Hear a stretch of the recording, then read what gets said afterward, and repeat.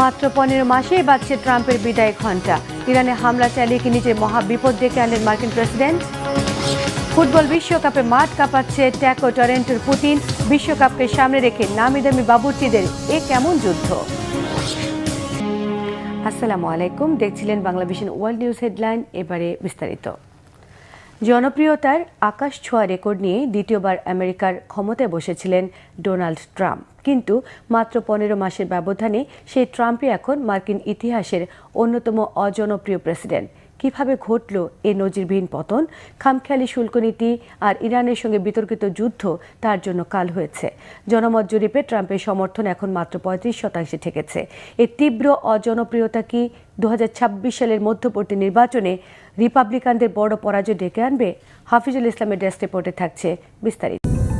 মাত্র 15 মাসের ব্যবধানে জনপ্রিয়তার চূড়া থেকে হোঁচট খেয়ে এখন মার্কিন ইতিহাসের অন্যতম অজনপ্রিয় প্রেসিডেন্টে পরিণত হয়েছেন ডোনাল্ড ট্রাম্প। তার দ্বিতীয় মেয়াদে ক্ষমতায় বসার গল্পটা আটকে গেছে পতনের চোরাবালিতে। সাম্প্রতিক এক জনমত জরিপে ট্রাম্পের সমর্থন এসে ঠেকেছে কেবল 35%, অর্থাৎ যুক্তরাষ্ট্রের প্রতি 100 জন ভোটারের মধ্যে 75 জনই চান ট্রাম্প যেন দায়িত্ব থেকে সরে যান। আমেরিকার ইতিহাসে কোনো প্রেসিডেন্টের এমন চরম ভরাডুবি খুব একটা দেখা যায়নি, আর এই ধাক্কা পুরো রিপাবলিকান পার্টিকে দাঁড় করিয়ে দিয়েছে অনিশ্চিত এক বিপদের মুখে। দ্বিতীয়বার ক্ষমতায় বসার পরপরই প্রেসিডেন্ট ট্রাম্পের জনপ্রিয়তায় প্রথম চির ধরে।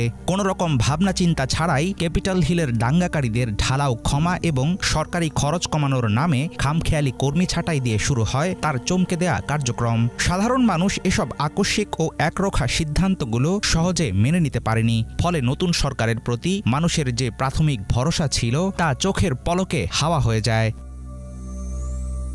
বিভিন্ন ইস্যুতে ট্রাম্পের একের পর এক একগুঁয়েমি সিদ্ধান্ত পরিস্থিতিকে আরও জটিল করে তোলে। পুরো বিশ্বের বিরুদ্ধে একতরফা বাণিজ্য যুদ্ধ ঘোষণা করে তিনি যে বাড়তি ট্যাক্স বা শুল্ক নীতি চাপিয়ে দিয়েছিলেন তা খোদ নিজ দেশের মানুষের জন্যই বুমেরাং হয়ে ফিরে আসে। এর সাথে যোগ হয় অভিবাসী ঠেকাতে গিয়ে সাধারণ মানুষের উপর অন্যায় অত্যাচার ও বাড়াবাড়ির ঘটনা। ট্রাম্প সরকারের এসব আক্রমণাত্মক ও নিষ্ঠুর আচরণ জনগণের ক্ষোভকে আরও উস্কে দেয়। এছাড়াও নির্বাচনী প্রচারণায় ট্রাম্প জানিয়েছিলেন নতুন করে কোনো যুদ্ধ শুরু করবেন না তিনি। এমনকি জিরো মুসলিম কিলিং ছিল তার প্রতিশ্রুতির একটি অংশ। সে কারণে বাড়তি মুসলিম ভোটও পেয়েছিলেন তিনি, অথচ নিজের কোনো কথাই রাখেননি ট্রাম্প। সবচেয়ে বড় আঘাতটি আসে মধ্যপ্রাচ্যে ইরানের সাথে যুদ্ধে জড়ানোর পর। ইসরায়েলের পক্ষ নিয়ে এই সংঘাতে ওয়াশিংটনের জড়িয়ে পড়ার বিষয়টিকে অধিকাংশ আমেরিকান একটি ঐতিহাসিক ভুল হিসেবেই দেখছে।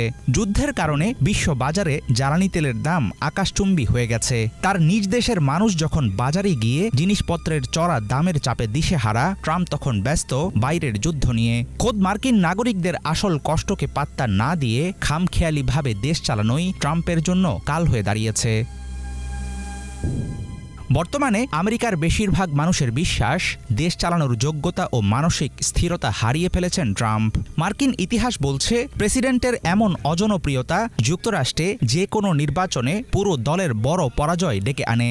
2026 সালে আসন্ন মধ্যবর্তী নির্বাচনে তাই ট্রাম্পের একগুঁয়েমি আর ব্যর্থতার চড়া মাশুল দিতে হতে পারে পুরো রিপাবলিকান পার্টিকে। এখন থেকেই পাওয়া যাচ্ছে এর স্পষ্ট আভাস। হাফিজুল ইসলাম, বাংলাভিশন। ইরানের সমৃদ্ধ ইউরেনিয়াম পেতে কোনো চুক্তির প্রয়োজন নেই মন্তব্য করেছেন প্রেসিডেন্ট ডোনাল্ড ট্রাম্প। এদিকে যুদ্ধবিরতিতে রাজি হবার পরও ইসরায়েলি সেনারা লেবাননে হামলা অব্যাহত রাখায় যুদ্ধবিরতি প্রত্যাখ্যান করেছে লেবাননের সশস্ত্র গোষ্ঠী হেজবুল্লাহ। আর লেবাননে হামলা বন্ধ না হলে মধ্যপ্রাচ্যের শান্তি ফিরবে না বলে হুঁশিয়ারি দিয়েছে ইরানের বিপ্লবী গার্ড বাহিনী IRGC। ইসরায়েলের একগুঁয়ে বর্বর আচরণে কি আবারও মধ্যপ্রাচ্যে অস্থিরতা ছড়িয়ে পড়বে? সঞ্জিদা ইসলাম তন্নির ডেস্ক রিপোর্টে থাকছে বিস্তারিত। লেবাননে চলমান আগ্রাসনের জেরে ইরানের সাথে শান্তি আলোচনা ভেস্তে যাওয়ায় এখন ইসরায়েলকে থামাতে মরিয়া মার্কিন প্রেসিডেন্ট ডোনাল্ড ট্রাম্প। মিত্র প্রধানমন্ত্রী বেনিয়ামিন নেতানিয়াহুকে দিয়ে লেবানন থেকে সেনা সরিয়ে নেয়াতে ব্যর্থ হওয়ার পর সমঝোতার উদ্দেশ্যে ওয়াশিংটনে ডেকেছিলেন ইসরায়েল ও লেবাননের প্রতিনিধি দলকে। তবে সে চেষ্টাও কোনো কাজে এলো না। বৈঠকে দুই দেশের প্রতিনিধিরা যুদ্ধবিরতিতে রাজি হলেও হামলা বন্ধ করেনি ইসরায়েলি সেনারা। আর এতে ক্ষুব্ধ লেবাননের সশস্ত্র গোষ্ঠী হিজবুল্লাহ যুক্তরাষ্ট্রের ঘোষিত যুদ্ধবিরতি প্রত্যাখ্যান করেছে।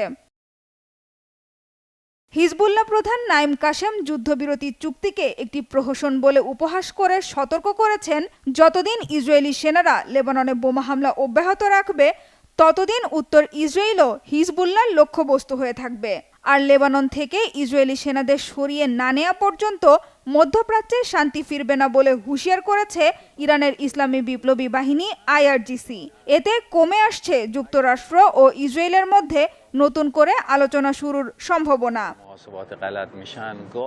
ইরানের পক্ষ থেকে যুক্তরাষ্ট্রের সাথে সব ধরনের আলোচনা বন্ধ থাকার বিষয়টি জানানো হলেও মার্কিন প্রেসিডেন্ট ডোনাল্ড ট্রাম্প বারবারই দাবি করেছেন আলোচনা চলছে এবং ভালো অগ্রগতিও হচ্ছে।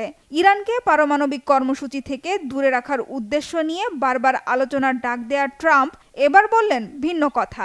কোনো চুক্তি না করেই ইরানের সমৃদ্ধ ইউরেনিয়াম জব্দ করার ক্ষমতা রয়েছে বলে দাবি করেছেন।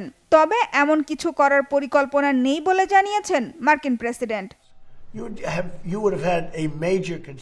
আমরা ইরানের ইউরেনিয়াম এখনই পেতে পারি। আমার মনে হয় না আমরা সেটা চাইলে তারা আমাদের আটকাতে পারবে, কিন্তু তার কোনো কারণও নেই।